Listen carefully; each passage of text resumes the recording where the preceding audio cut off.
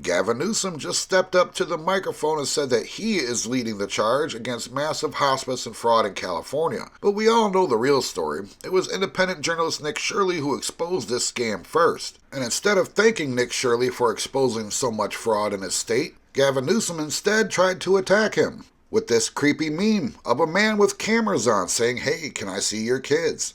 Nick Shirley has responded to Gavin Newsom's claim that he is leading the charge against the fraud in the state. He says, "You tried to paint me as a pervert for exposing fraud, and as a result, radical leftists started trying to dox me and send me death threats, wanting to kill me.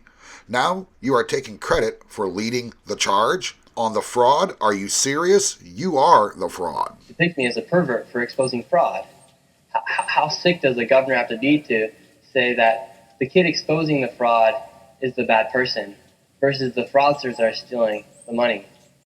This looks terrible for Gavin Newsom. He wants to run for president someday, but right now his own state has allowed hundreds of millions in fraud to pile up on his watch, while real patients who actually needed care waited. Scammers were getting rich and taxpayers footed the bill. Hardworking Americans send their tax money to help the sick and the poor, not to get stolen by fraud rings. When leaders mock the people who expose the waste instead of fixing it, that's a serious problem. Nick Shirley did what the government should have been doing all along, holding power accountable and protecting our money. Real patriotism means standing with truth tellers like him and demanding that every tax dollar is spent honestly, not wasted or stolen. Gavin Newsom can claim that he's leading the charge all he wants, but we know who really lit the fire: Nick Shirley.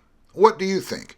Should governors be held responsible when their poor oversight lets this kind of fraud explode? Should they thank their whistleblowers instead of attacking them? Drop your thoughts below and like and subscribe for more straight talk on government waste and real accountability across America.